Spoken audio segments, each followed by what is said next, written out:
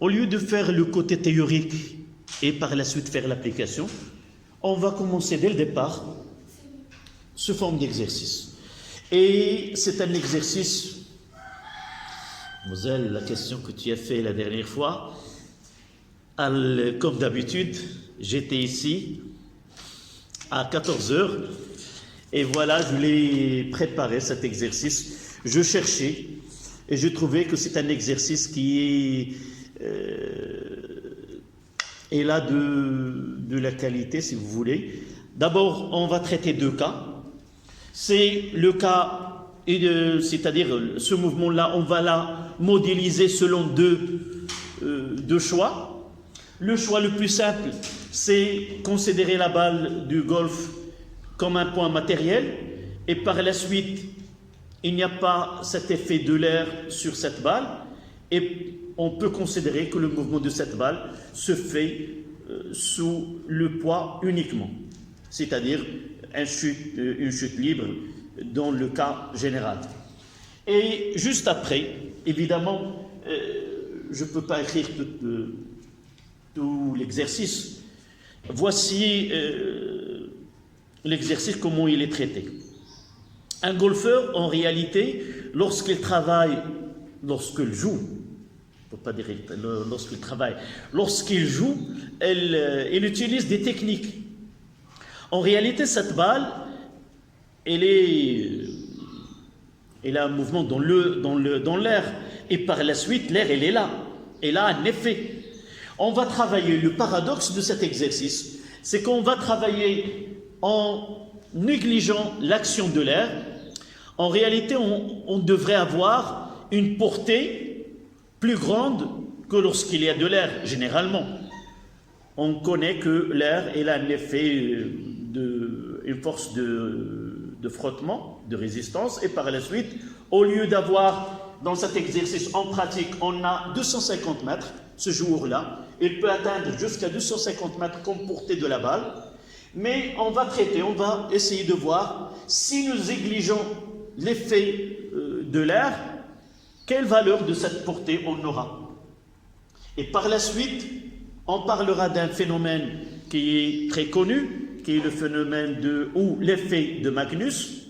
C'est cet effet-là. Lorsque un corps qui n'est pas considéré comme un point matériel, il a un volume donné, lorsqu'on lui donne un mouvement de rotation autour, ce sont des joueurs. Tout à l'heure, je parlais d'un coup franc de Roberto Carlos dans la Coupe du Monde entre le Brésil et c'est la plus célèbre, la balle la plus célèbre entre le Brésil et la France. Et là, la balle, il a détourné le mur de défense et il a passé de l'autre côté et il s'est logé dans le camp français. C'était maintenant, dans tous les exercices, on peut traiter. Là, on va voir ce phénomène-là. Cet effet de Magnus, il crée une différence de pression autour de la balle. Là, la pression la plus basse au-dessous et la plus grande au-dessous et la plus faible en haut, ce qui génère une force qu'on parlera ici. Donc cet effet, d'une façon plus simple, cet effet Magnus acquiert à la balle une force qui la fait monter vers le haut. Et on va voir, avec l'introduction de cette force, il apparaîtra cet effet ou cette portée qui est très grande. Pour nous, on va essayer de voir de ce côté-là, du point de vue mécanique, appliquer les lois de Newton et arriver à répondre aux questions posées. Sans nous, vraiment, c'est un phénomène qui est très complexe, mais j'ai vu que cet exercice est là, donner ce côté simple du phénomène, et il peut être abordable par des élèves du baccalauréat. D'accord? Donc, étude de vol d'une balle de golf. Première modélisation. La balle est considérée comme point matériel de masse M, soumise uniquement à son poids. Ils nous ont donné une figure dans laquelle on représente la vitesse initiale V0 donnée par le joueur, et la P, c'est la portée. Généralement, dans un mouvement dans le mouvement d'un projectile, la forme, on va le montrer qu'il s'agit d'une parabole. Et cette parabole, elle est caractérisée par deux points, le point P et le point H. Le point le plus haut du sommet est ce qu'on appelle la portée. Là, c'est la portée et là, c'est la flèche. On détermine YH et XH.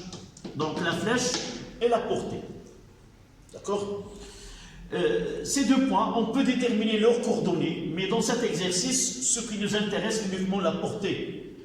Soit la balle de golf ou le tir d'un canon ou autre. Évidemment, c'est de la mécanique classique, ce sont des obus. On peut calculer cette portée-là. D'accord? Il nous donne cet angle θ de 11 degrés. La vitesse avec laquelle est lancée la balle, c'est 75 mètres seconde moins 1. G, c'est 9,81 mètres seconde moins 2. Et la masse de la balle est 46 grammes. Première question. Par application de la loi de Newton, montrez que Y est égal à moins G sur 2 V0 carré cosinus carré X carré plus X tangente θ. C'est-à-dire ça, c'est l'équation de la trajectoire. Nous avons déjà donné au début de la leçon. Lorsqu'on parle de X de T et de Y de T, ce sont des équations horaires. En éliminant le temps entre ces deux, on obtient ce qu'on appelle l'équation de la trajectoire. Et comme vous voyez, c'est une équation de 2 second degré, donc c'est une parabole. C'est pour cela qu'on va nommer le mouvement parabolique. D'accord? Vous pouvez, c'est pas la peine de noter l'exercice, je viens de l'envoyer dans votre groupe, donc mademoiselle, tu peux voir en WhatsApp l'exercice ou tu peux l'écrire. Non, lorsque tu dis c'est pas grave, ça veut dire que tu veux l'écrire. Donc on va faire un petit question par question. D'accord? Tu écris, je donne quelques minutes.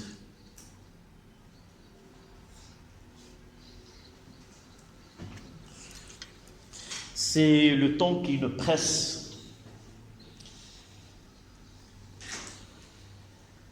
Ceux qui peuvent essayer de répondre à la question.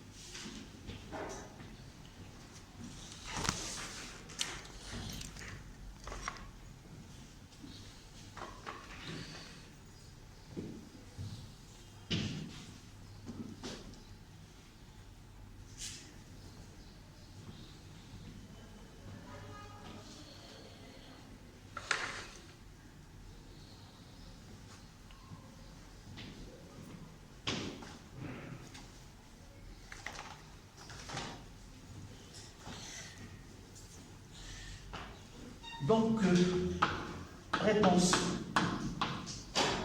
aux solutions de l'exercice. En réalité, dans un exercice, la première question, c'est, en appliquant la deuxième loi de Newton, établir au moins les équations horaires. Et la question qui viendra par la suite, c'est en déduire l'équation de la trajectoire. D'accord? Donc, puisque c'est un court exercice, on va essayer de faire les deux en même temps. Donc, première question, équation horaire.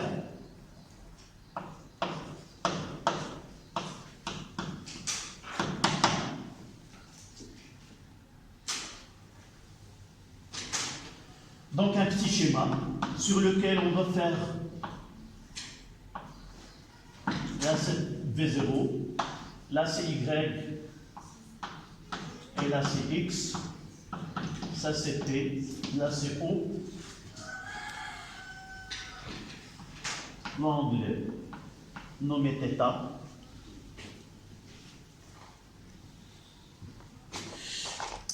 La balle est représentée par un point avec confondu avec son centre d'inertie. Donc on aura P.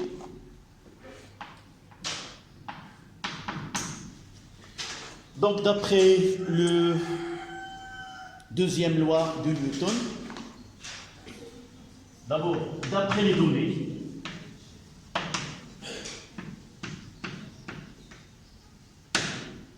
et par application,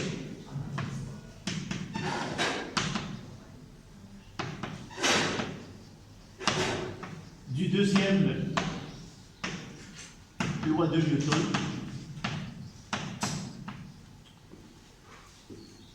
cette deuxième loi, c'est sigma df extérieur est égal à m fois hg. Et lorsqu'on nous avons considéré un point matériel, donc on peut même écrire A sans avoir G. Donc, dans ce cas-là, ça sera quoi? C'est P est égal à MA. Nous écrivons les coordonnées de P dans cette...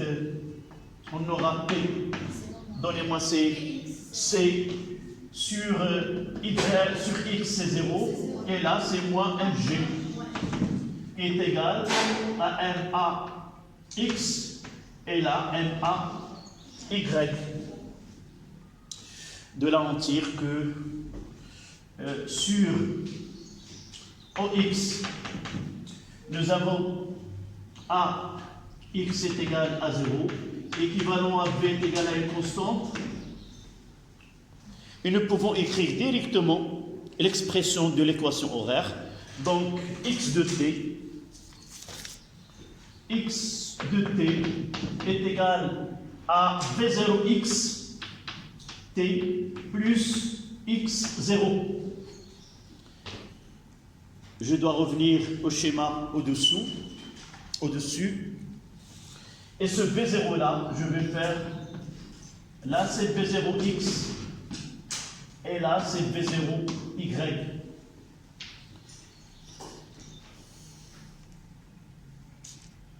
Et vous voyez, en utilisant les relations trigonométriques, ce x de t, ça sera quoi? V0 cosinus alpha. Donc, rappelez-vous que la cosinus de θ est égal au côté adjacent sur l'hypoténuse. Donc, ça sera V0x sur V. Et l'hypoténuse, c'est le module de V. Donc, nous écrivons ici que x de t est égal à V0 cosinus θ. Je mettrai le tout entre parenthèses fois t. N'oublions pas qu'à l'instant t est égal à 0, la balle était en haut, donc plus 0.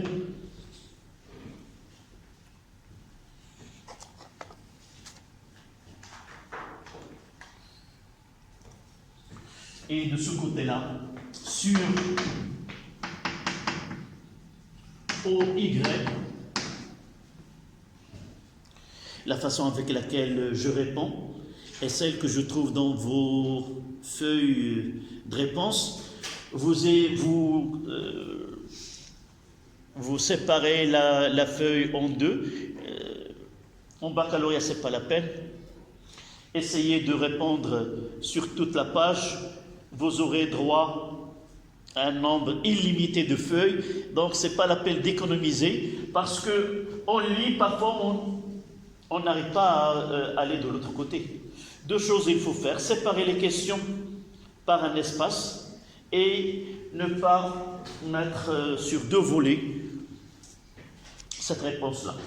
Donc sur OY, on aura AY est égal à moins G est égal à une constante. Évidemment, je parlerai à travers cet exercice plusieurs questions. On peut déterminer les équations horaires et la nature de mouvement sur chaque axe. Et là, une fois que j'écris AX est égal à 0, B est égal à une constante, je peux dire que le mouvement selon l'axe OX est un mouvement rectiligne uniforme. Là, ce n'est pas demandé. Donc, il faut penser à d'autres questions. Et dans ce cas-là, Y est égal à une constante, donc le mouvement est uniformément varié. Donc, mouvement rectiligne uniformément varié sur cet axe. Et par la suite, Y de T, ça sera 1 demi A Y T carré plus B0 Y T plus Y0. Et par la suite, en appliquant Y de T, ça sera moins G sur T sur 2, T carré, plus V0 sinus alpha, sinus θ, le tout fois T. Je vous rappelle aussi, mettez ceci en parenthèse, pour ne pas confondre cosinus θ T. D'accord?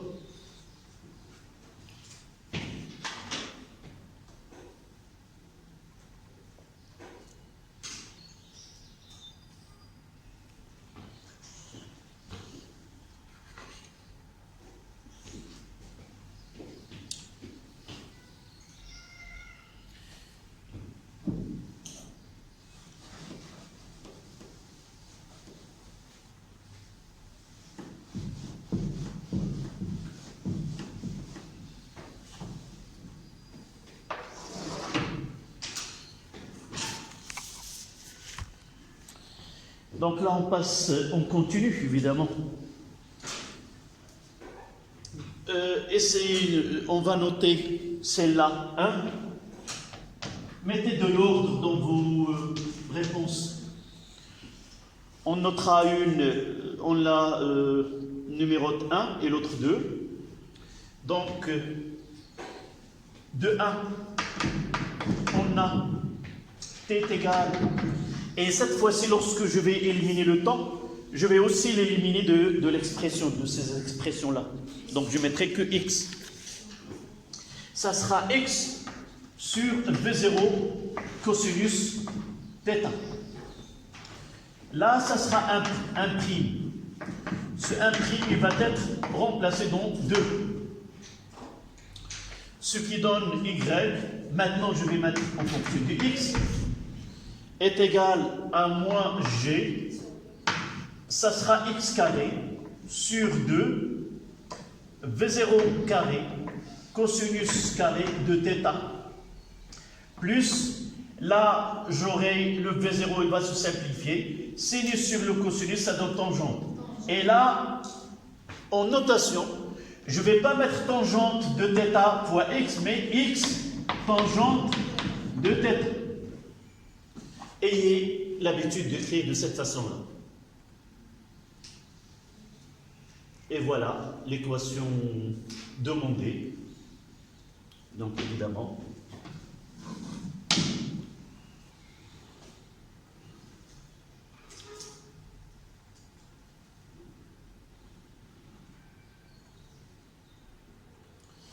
donc c'est une équation d'une parabole.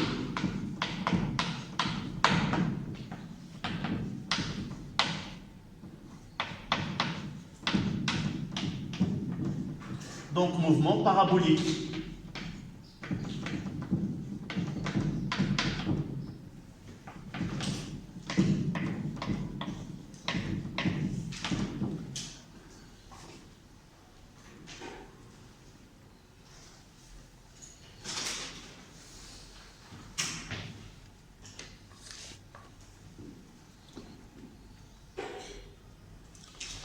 La question qui suit.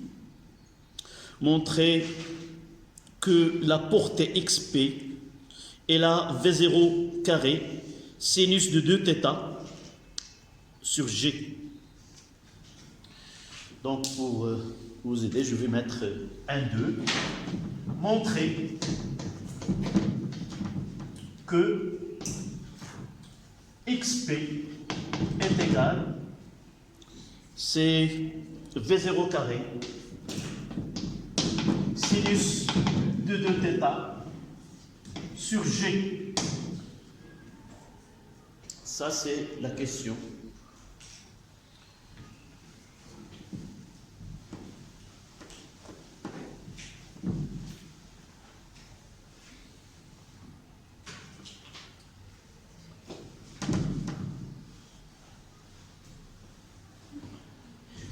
Donc, dites-moi comment peut-on aller. Cet exercice, ça, si vous arrivez à bien lier le côté mathématique avec la forme, tous les points, cette équation-là, tous les points de cette trajectoire vérifient cette relation mathématique-là.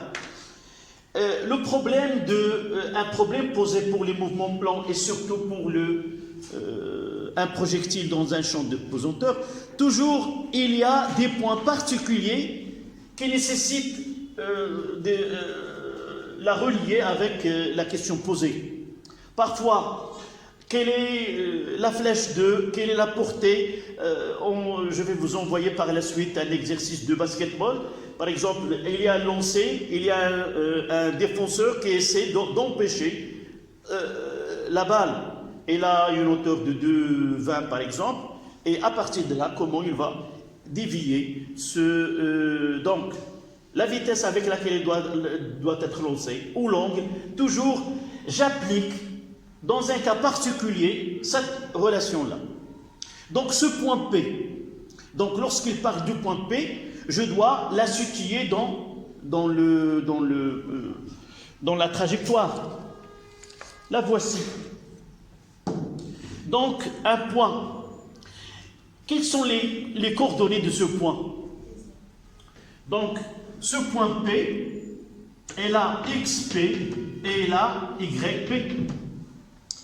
C'est ça La première des choses, c'est d'essayer d'identifier ou de déterminer les coordonnées de ce point. Ou parfois, je reviens à cette basketball, par exemple, déterminer la vitesse avec laquelle, pour que la balle entre dans le panier, et il nous donne quoi? Les coordonnées de panier. Et avec les coordonnées de panier, je peux déterminer soit l'angle θ si on nous donne la vitesse, soit la vitesse si on nous donne l'angle θ. Donc, la simplicité de ces exercices, c'est d'essayer de prendre cette information et de la coller à cette équation de la trajectoire. Donc, qu'est-ce que je peux définir à l'avance pour ce point P? X à quoi égale X, c'est qu'on cherche. Et YP combien? C'est 0. Et voilà, on aura Y de P, XP est égal, et je vais l'appliquer, c'est moins G, XP carré, sur 2 V0 carré, cosinus carré de θ, plus XP, tangent de θ. Et celle-là est égale à 0. Avec YP est égal à 0. Ce qui reste, c'est les mathématiques.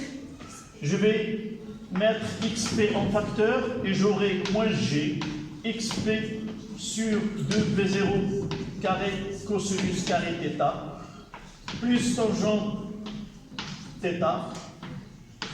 Le tout est égal à 0. Et il admet deux solutions. Ce point-là, c'est pas P, mais c'est l'origine de ces... Voici les deux points. Celle-là, c'est 0. Et celle-là, c'est différente de 0. XP est différente de 0. Ce qui me donne moins G XP sur 2. Je mettrai GXP sur 2V0 carré cosinus carré θ est égal à tangente θ. Je garderai xp d'un côté, ça sera 2v0 carré cosinus carré θ fois tangente θ sur g. Il y a une simplification là, laquelle ça sera C2V0 carré cosinus θ fois sinus de θ, le tout sur G. Est-ce qu'il nous reste? Oui, 2 cos, la fameuse cocos ici, et c'est cocos-ci. Cosinus de A plus B, j'étais comme vous, j'étais en classe en tronc commun. Il nous a surpris, notre prof de mathématiques, avec cette petite chanson. Et je l'ai aimée, je l'ai gardée toute. Une fois que l'occasion le présente, je chanterai de la même façon que mon prof de mathématiques l'a chanté. D'accord? Et ça donne xp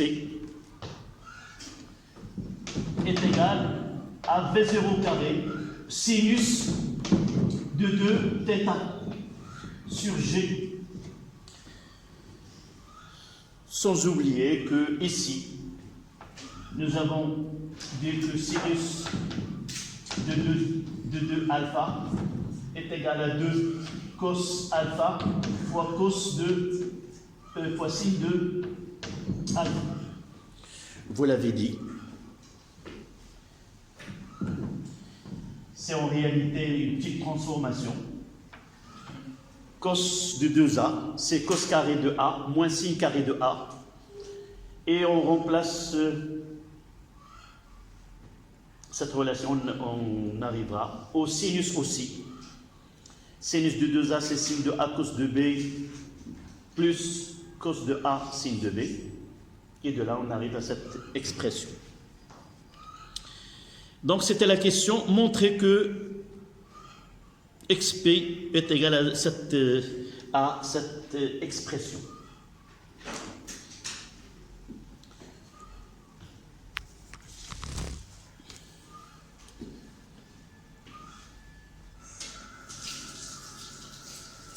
Je vous garde pendant cette création.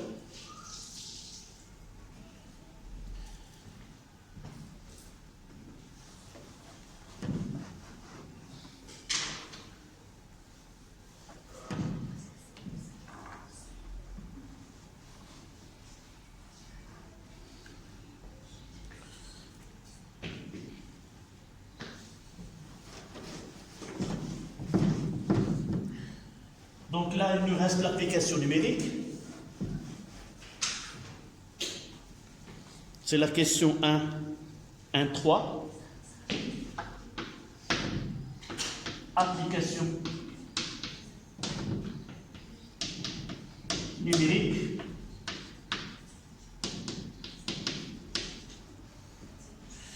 Donc xp est égal, c'est 75 au carré fois sinus de 11, c'est-à-dire 22, le tout sur G, c'est 9,81.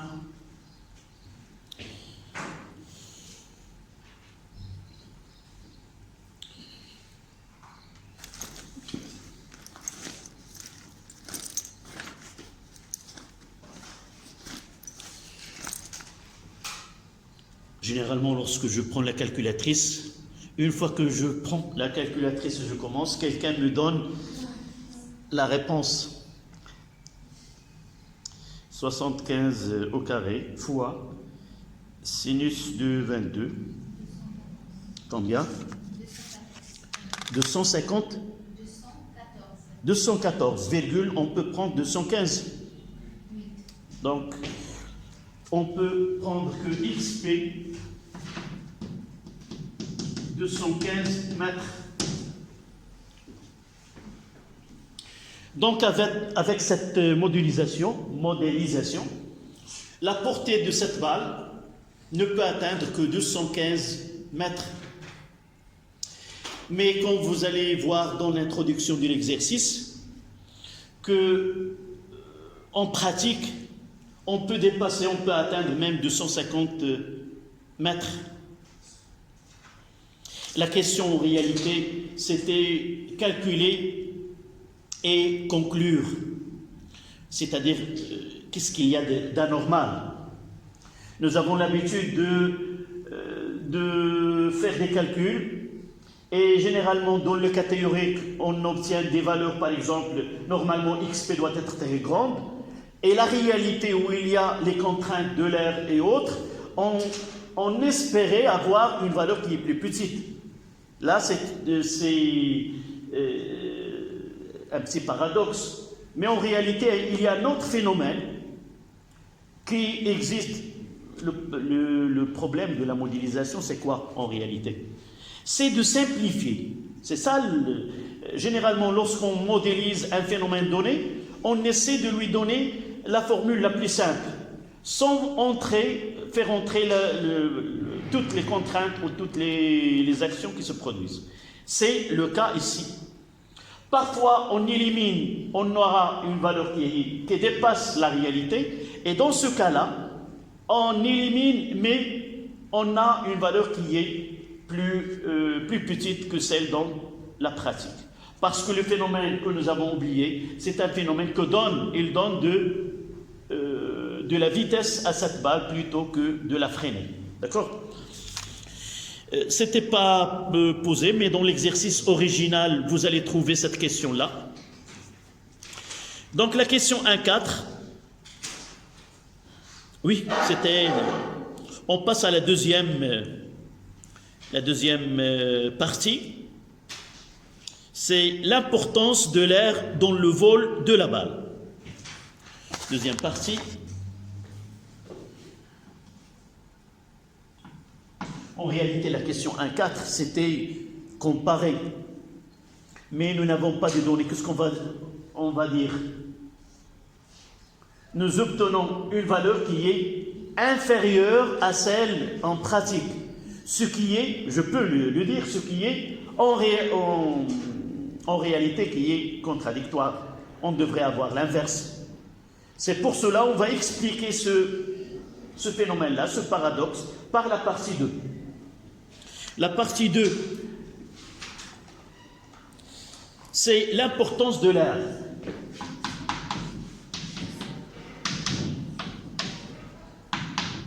De l'effet de l'air.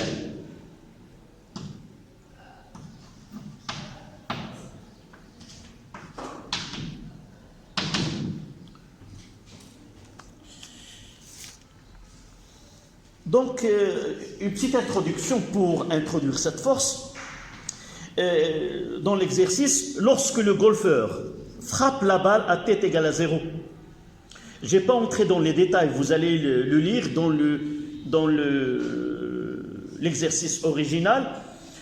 Le golfeur utilise une technique et frappe la balle d'une façon tangentielle. On peut frapper la balle en plein fouet, comme ça, et la balle, elle peut réaliser, si vous voulez, une translation. Mais parfois, on fait une balle tangentielle, ce qui produit quoi? Il y a un mouvement de translation et aussi un mouvement de rotation. C'est ce mouvement de rotation, c'est une technique qu'on peut l'utiliser. Parfois, des joueurs, ils peuvent marquer du coin du corner directement. Ils passent le ballon et entrent dans les filets de... D'accord? Je constate que tu aimes le football. Non? Tu n'as aucune équipe, tu ne regardes pas les matchs. Parce que tu t'intéresses beaucoup, le football n'est pas uniquement pour les garçons, mais aussi pour tout le monde. C'est une passion. Donc, une technique, par conséquent, elle va mettre la balle en rotation sur elle-même C'est un phénomène qu'on appelle en anglais, c'est le backspin. Le spin, c'est la rotation entre lui-même, on le trouve en mécanique quantique, c'est-à-dire le retour inverse, qui lui donne une rotation qui peut atteindre jusqu'à 2700 tours par minute sur elle-même. Et cet effet-là s'appelle l'effet Magnus. D'accord? C'est l'effet Magnus.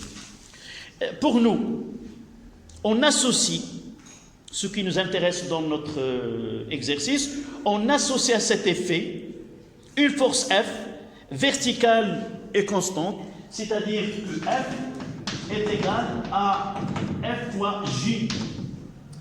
Et les collinéaires avec J dans le même sens, c'est-à-dire vers le haut. D'accord? Première question, c'était de 1. Représenter les forces. Représenter les forces exercées sur la balle.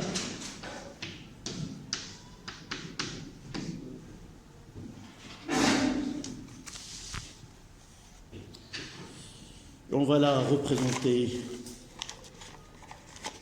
ici. En un instant donné, par exemple, là, on peut, sans tracer la trajectoire, uniquement là, il y a le P, le vertical, et il y a F. Évidemment, dans l'énoncé, ils ont dit que le point d'application de cette force, est le centre d'inertie.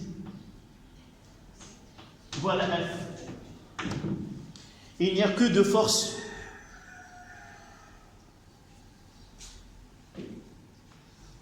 Et dans cette partie-là, on ne va pas représenter la balle par un point, mais un corps où on ne néglige pas les dimensions de cette balle.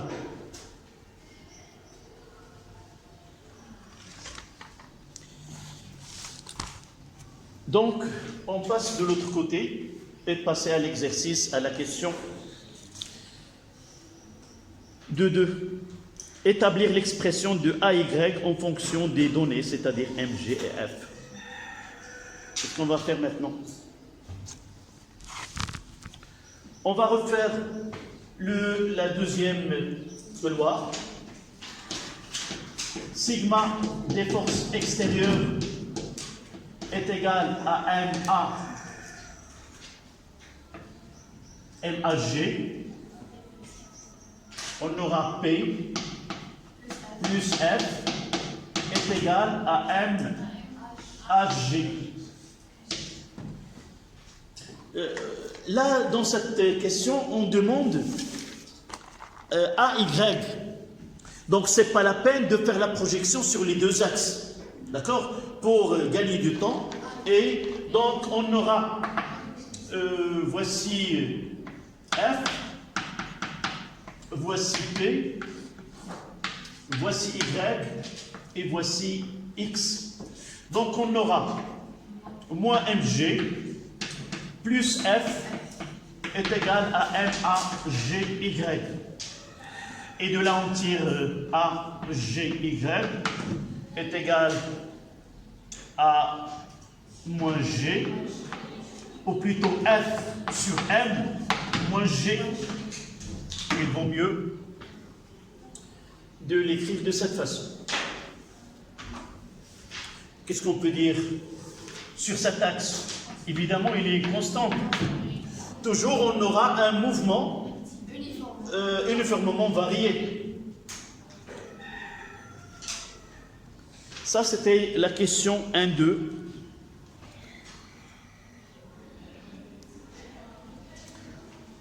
On demande d'estimer cette force avec laquelle, cette force qui produit cet effet Magnus.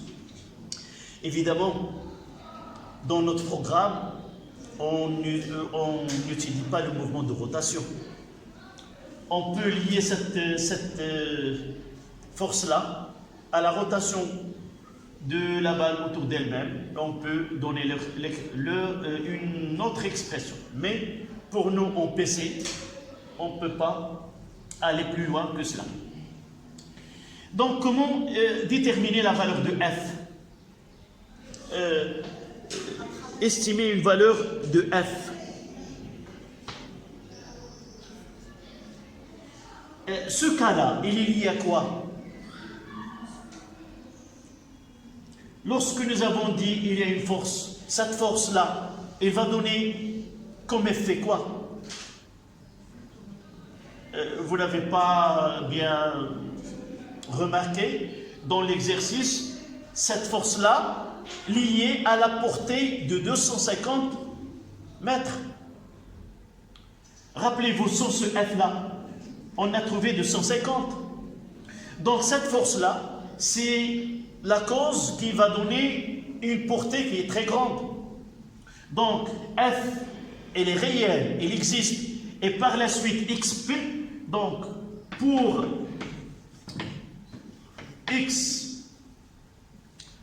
XP est égal à 250 mètres, on aura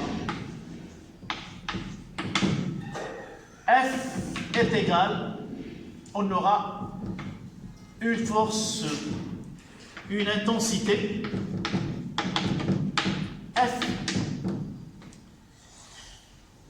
Donc là, on doit penser quoi? Qu'est-ce que nous devons avoir? Évidemment, une relation mathématique. Quelle est cette relation-là? Le minimum qu'il doit contenir, c'est quoi? Le minimum qu'il doit contenir. Il doit contenir XP et F. Nous avons déjà, si vous vous rappelez de XP, là, si nous essayons de ne pas représenter G, en réalité c'est G, c'est quoi? C'est AY. Est-ce que vous êtes d'accord? Ça veut dire quoi? D'une façon générale, sur XP, ça sera quoi? C'est V0 carré fois sinus de 2 θ sur quoi? AY.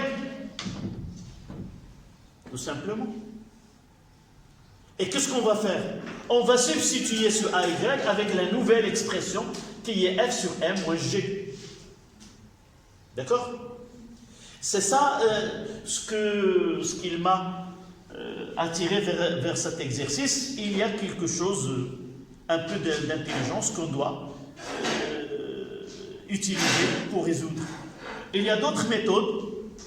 Je vous donnerai l'autre méthode qui utilise la relation entre ce que nous avons trouvé sans absence de l'air et celle-là. Je trouve que c'est la plus pratique et la plus proche à l'application des lois de Newton. Rappelez-vous toujours, si on vous demande de faire un calcul, essayez de chercher une relation qui relie ces deux grandeurs. Et vous l'avez déjà. C'est ça les mathématiques. En réalité, c'est je garderai A, Y, même si je change les données, une autre modélisation, avec une autre expression, j'aurai toujours A, Y ici. D'accord? Donc, que devient cette expression? Il suffit de remplacer. Donc, sur XP, ça sera le nouveau. Je peux dire, celle-là, c'est quoi? Si nous essayons de faire la différence entre les deux, celle-là, c'est expérimental. C'est la réalité. Il a fait un tir et nous avons calculé qu'il s'agit de 250 mètres. Donc, XP expérimental, ça sera V0 carré fois sinus de 2 θ sur nouvelle expression, ça sera F sur M moins G. Et de là, il suffit de faire, on change, on permute les XP avec, ça sera F sur M moins G est égal à V0 carré sinus de 2 θ. Faites attention dans l'écriture 2 θ avec le carré. Parfois on ne fait pas attention, et on peut confondre, surtout dans cette partie de cours, pour le mouvement. Divisé par XP expérimental, on fait passer de l'autre côté. Donc F, ça sera G, c'est MG, plus V0 carré, sinus de 2 θ, sur XP expérimental. Il suffit de faire l'application numérique.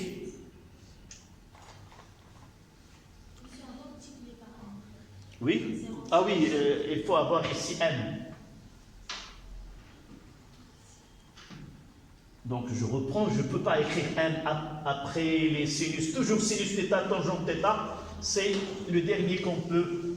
Donc M fois V0 carré, sinus de 2 θ sur XP expérimental. Donc ça sera, la masse c'est 46 fois 10 moins 3 fois 9,81 plus 46 fois 10 moins 3 fois 75 au carré fois sinus de 22. Le tout divisé par la valeur expérimentale, c'est 250 mètres.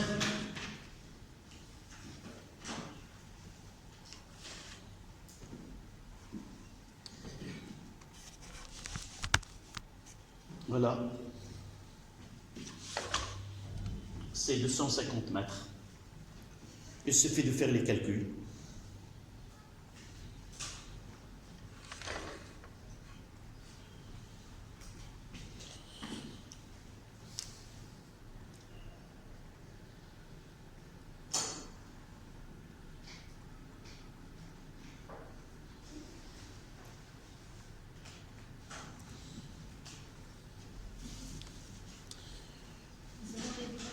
Combien?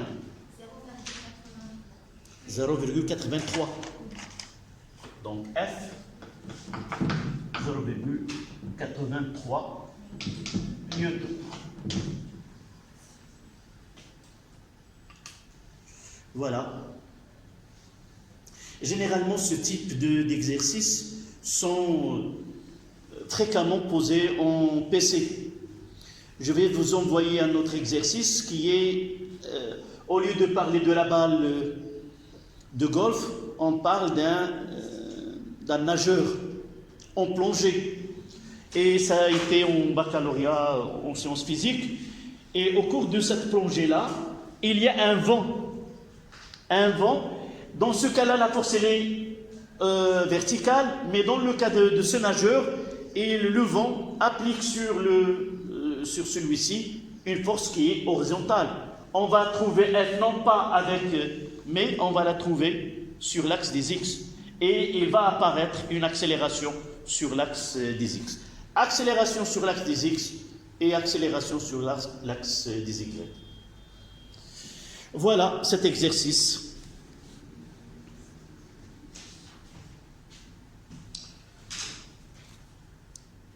Est-ce qu'on aura le temps de passer à la mouvement dans un champ magnétique? Au moins, on fera un petit rappel pour ces 15h20. Nous s'arrêterons le coup. J'ai jamais appris les horaires de Ramadan. C'est pour cela que j'arrive avant le temps. Toujours. Toujours je parlerai de 8h à 10h, de 10h à midi, mais en réalité c'est autre chose.